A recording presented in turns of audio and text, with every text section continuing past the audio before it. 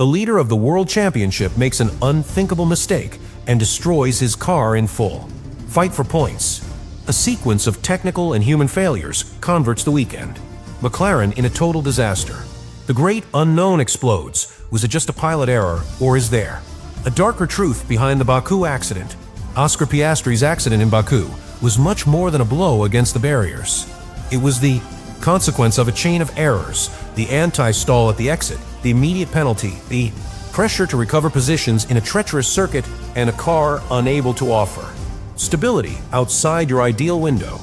The late braking in Curve 5 was only the outcome, visible of a weekend in which McLaren never managed to control the situation. The sport's impact was enormous. Piastri broke his streak of 30-4 races, consecutive scoring, and gave a vital margin in the championship. But the real one. Scandal arrived with the posterior image, a world leader sitting in a plastic chair, isolated from your team, watching the race on a phone borrowed. That scene, more than the accident, became the symbol of a giant who showed his vulnerability. Baku left an obvious conclusion. Not even the strongest pilot is immune when they combine the pressure, an unpredictable car, and a team that fails in the details. The title continues in his hands, but the narrative changed forever.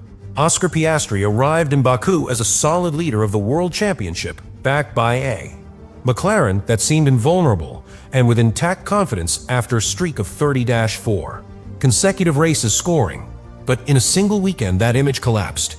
He, Australian, considered the most accurate pilot of the grill, made an error that sent him against the barriers in Curve 5, leaving engineers, rivals, and fans stunned.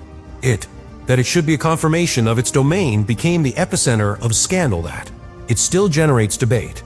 The disaster was not the product of a single failure, but of a sequence that even began before the exit. The anti-stall on the grill, caused by an early start, sank it in the squad and left a penalty of 5 seconds. From there, each decision was I tried desperate to recover ground. The accumulated pressure, the dirty air of the cars in front, and a car with an operating window too narrow. They pushed Piastri to risk more than necessary. The result, a dry blow against barriers that ended abruptly with a weekend marked by tension. The posterior image was even more shocking than the accident. Piastri, far from the spotlights and of his team's wall, he was caught by the commissioners in a plastic chair next to the track, forced to follow the rest of the race on the mobile phone they provided. A scene surreal for a world leader who, until a few hours ago, was the personification of the consistency.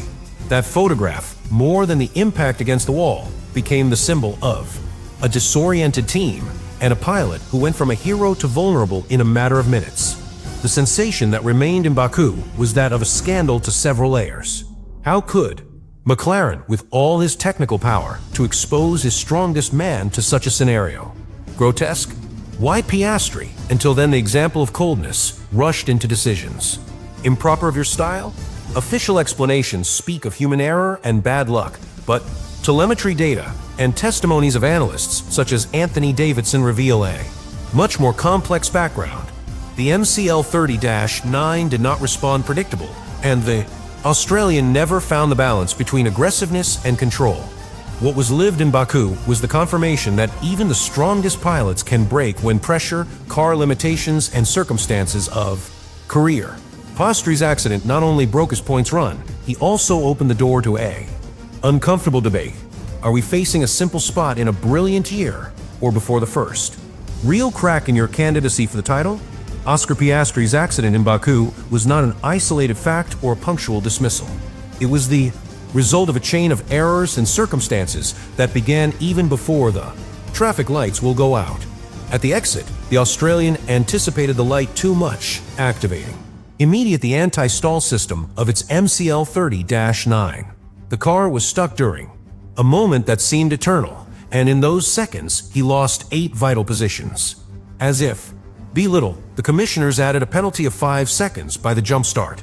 In less than 1 lap, the most consistent pilot of the championship was already against the strings. Psychological pressure was growing from that moment. Piastri knew that he should recover fast the lost so as not to be trapped in traffic.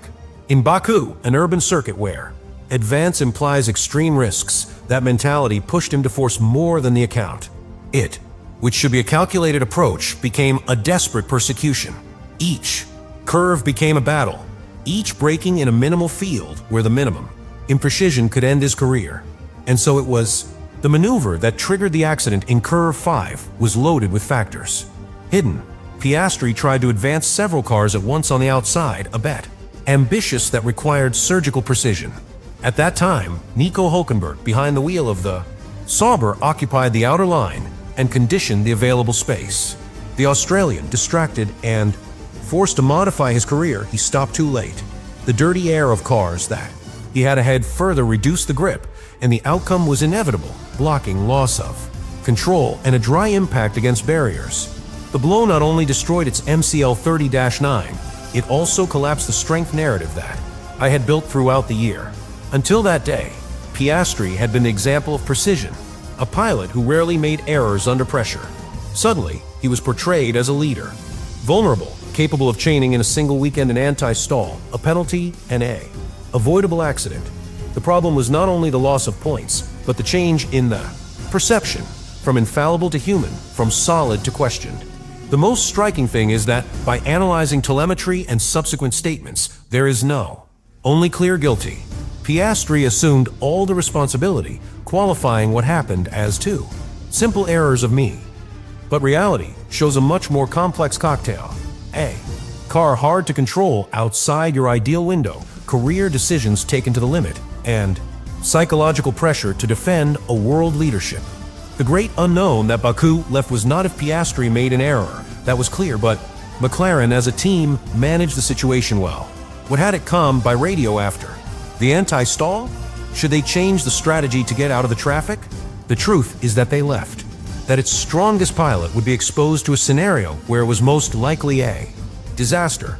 Oscar Piastri's accident in Baku cannot be understood without analyzing the true hidden protagonist, the MCL 30-9.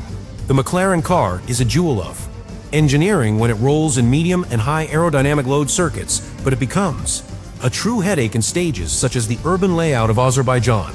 Andrea Stella, head of the team, summed it up forcefully: the car simply was not fast enough under these conditions. That statement is more than an analysis, it's a confession of the structural limitations that the project drags. The root of the problem is in the extremely narrow operating window of the car. In a circuit like Baku, where an endless line is combined that requires minimal resistance. Aerodynamics with an urban sector full of slow curves and treacherous curbs, McLaren.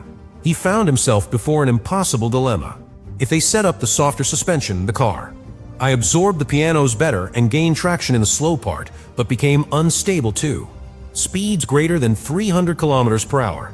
With a more rigid suspension, stability in line was optimal, but the car was transformed into an ungovernable monster.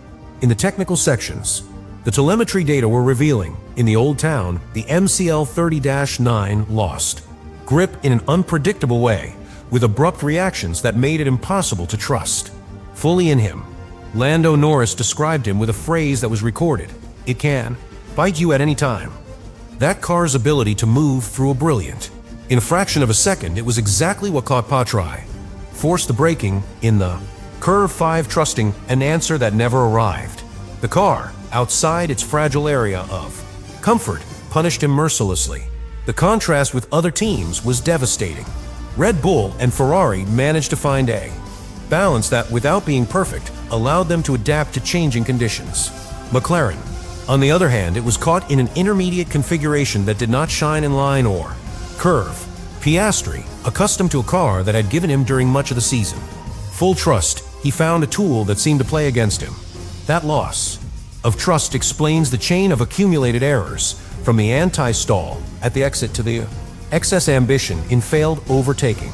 In Formula Modern 1, a fast but unpredictable car is almost more dangerous than a simply slow car. And Baku was the confirmation that the MCL 30-9, despite being a machine capable of fighting for titles, is still vulnerable in certain scenarios. Piastri not only lost points for his own mistake, he also paid the price of a car that did not offered the minimum safety margin to resist under pressure. The most shocking moment of the Baku Grand Prix was not Oscar Piastri's coup against the barriers in Curve 5, but what came later. The leader of the World Championship, A pilot that, until that moment, had been the definition of consistency, was out of career and unusual. He ended up sitting in a plastic chair next to the track, without radio, without contact with your team, without the possibility of returning to the garage, forced to follow the rest of the test on the small screen of a commissioner's phone. Such a surreal scene that it seemed taken from another era, but that actually reflected how chaotic. McLaren Week. The images went around the world in a matter of minutes. A pilot dressed in the monkey, orange from a champion team, reduced to anonymous spectator, disconnected from everything, looking at the race as any of us would do it at home. The captured photography by Kim Il-man, showing Piastri isolated with expression frustration he became. Disaster symbol. It was not just an abandonment, it was the humiliation of a world leader, exposed to the most absolute vulnerability. That narrative turn was what transformed a pilot error into a scandal. Formula One. He is accustomed to seeing accidents, even the best, but what is not normal is to see the leader of the championship caught in such a precarious situation, without access to his team, and without a contingency plan to manage it. The accident went to the background. The conversation is focused on how a team with McLaren's resources could allow such an image. Public Piastri's fall in Baku left a double wound. Sports lost valuable points, and he broke a streak of more than 30 consecutive races. But in the symbolic, he lost part of the aura of invulnerability he had built. Until that day, it was seen as the implacable young man who did not make mistakes. After Baku, he was marked as a human, as someone capable of giving under pressure and being exposed to the ridiculous improvisation. That was the real dramatic turn. The accident ceased to be a simple error and became a mirror of the fragility of the entire McLaren project. In a single afternoon, the solid leader went to be questioned. The champion team was disorganized and the championship open from new for your rivals.